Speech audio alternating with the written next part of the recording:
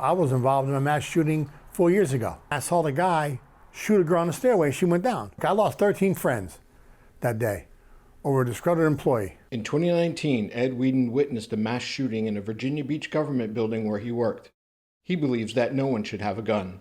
I was in the military. I still don't support it. I was involved in mass shooting. I still don't support it. You will never get me convinced that gun rights are important. Your right to bear arms protects your right to be alive, to protects your life, your liberty. So they're not exclusive at all.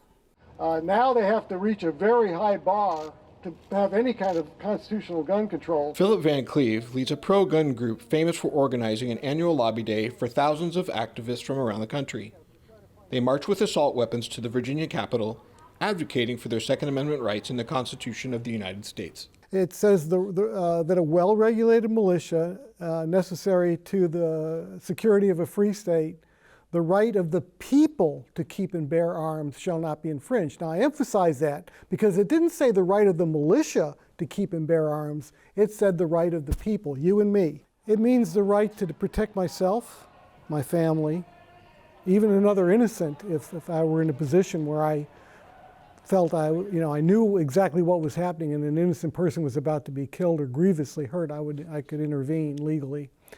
It means the right to protect my country if something happened. I saw just more pain than I can describe.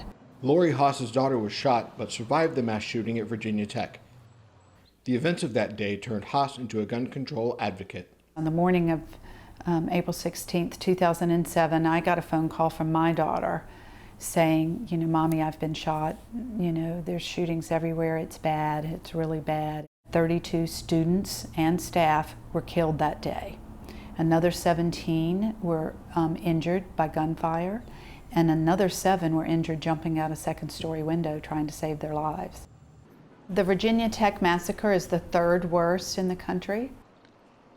I work for the Johns Hopkins School of Public Health, advocating for policy and change in Virginia. I think there is opportunity to intervene and prevent gun violence, and I think we should be doing more. I think that when we look at rights and we fathom that they're absolute and that they apply in any and every situation, we forget the common good. I have the right to walk down the street and feel safe from people who might be carrying a firearm, with the intent to do harm or commit firearm death or injury in public spaces. I have a right to live, and I do have the right to keep and bear arms.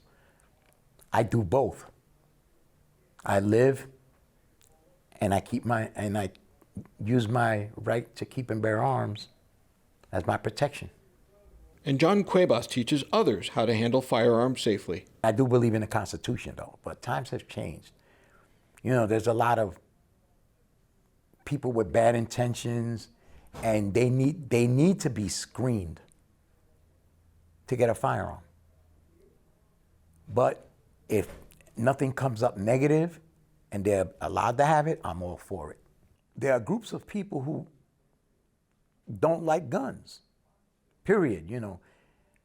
They feel that guns kill people. But it's not guns that kill people.